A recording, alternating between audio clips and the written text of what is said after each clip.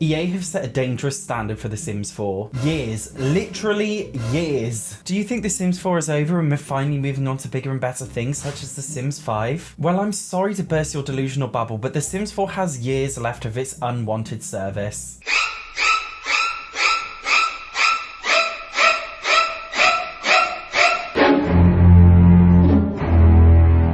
I honestly don't know whether to laugh or cry at this point. The Sims 4 has many more years ahead of it. The statement that sent the entire Sims 4 player base into a wild frenzy. Over the 8 years The Sims 4 has been out, the player base for this game has changed and expanded a lot over the years, and I think it's important to consider the fact that many of the people who played The Sims 4 at its release may be different to the people who play The Sims 4 now. In fact, I'm very curious whether any Sims 4 players now actually played The Sims 4 when it was first released, let alone The Sims 3, or God forbid even The Sims 2 or The Sims 1. To give a very brief history to a long and complicated story, The Sims 4 was allegedly made in a massive rush. The game was coded terribly, resulting in bugs and glitches, and wasn't given enough time to be developed in order to include things like cars and many other features missing from release, which still haven't been patched into the game to this date, or were patched in but in the worst way. At its core, The Sims 4 is a terrible game. It was coded in a way which is often referred to as spaghetti coding in the industry. According to Wikipedia, spaghetti code can be defined as a difficult to maintain source code. In the case of The Sims 4, this means a game that requires a lot of bug fixes and patch updates and amendments all the time in order to keep it working. I mean, consider this, The Sims 4 has been released for 8 years now, and the game still doesn't work. We are constantly getting patch updates for this game, literally like at least once a month, at the very least. We've probably had over 100 already by now, yet even so, the game still doesn't work properly.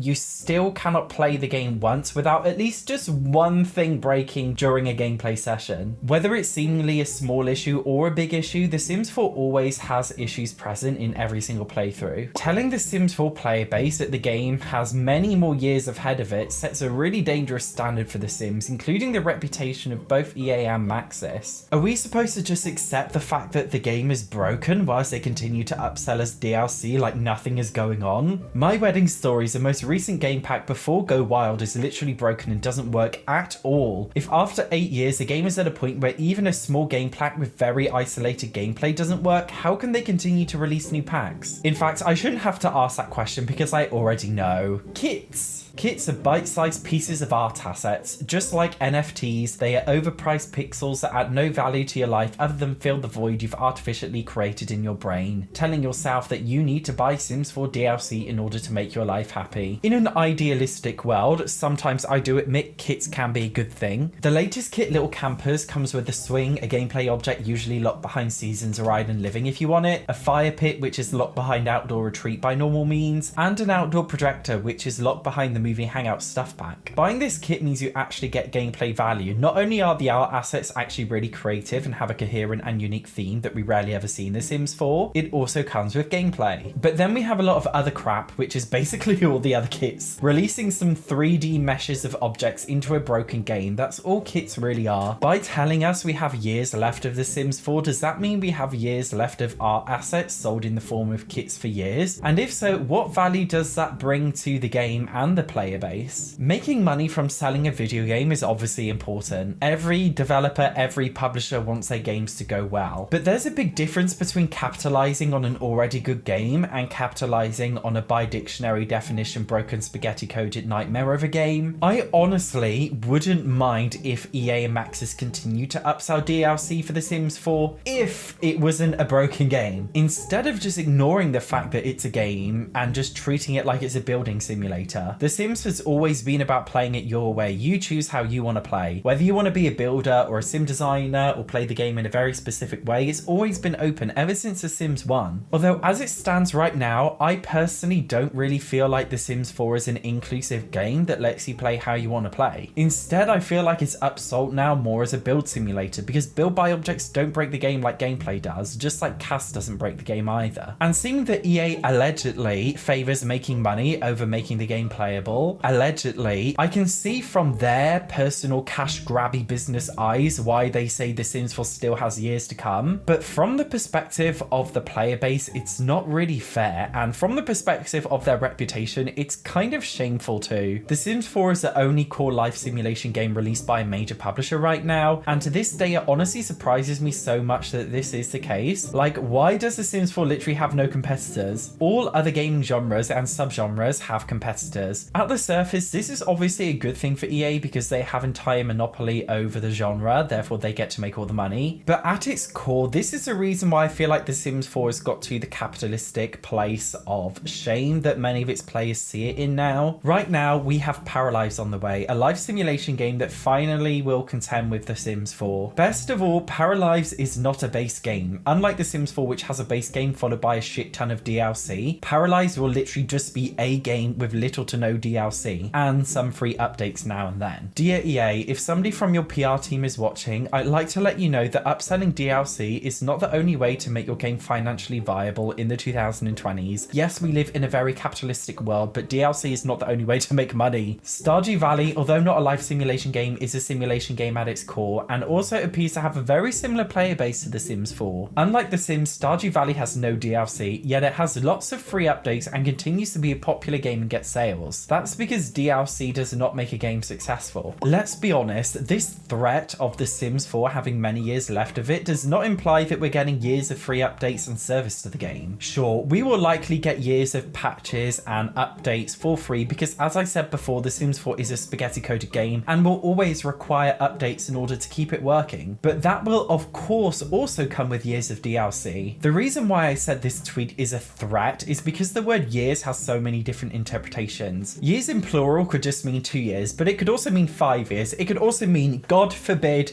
10 years. 10 years of fucking kits. I mean, for YouTubers like me who have a Sims channel, it's perfect because I'll have 10 years more of content that I can make. But for the general player base, it's almost like a form of torture. I feel like it's got to the point where we all want to continue playing a life simulation game, but not The Sims 4. But The Sims 4 is currently the only supported life simulation game out there, so it's the only one we can attempt to enjoy. At its core, as I said before, The Sims 4 is a pile of wank. It was released as a pile of wank. Threatening to keep the game going any longer without backing that up with any attempts to address a serious issue with the game sets a frightening standard. Years to come could be a good thing, but as it stands, it's not a good thing. It's a horrible thing. The reason why The Sims 4 is a terrible game is a long and complicated issue. I have a video here about some of the worst things that The Sims 4 has ruined from the Sims series, so make sure you check out the one here. Thank you so much for watching this video. See you in the next one.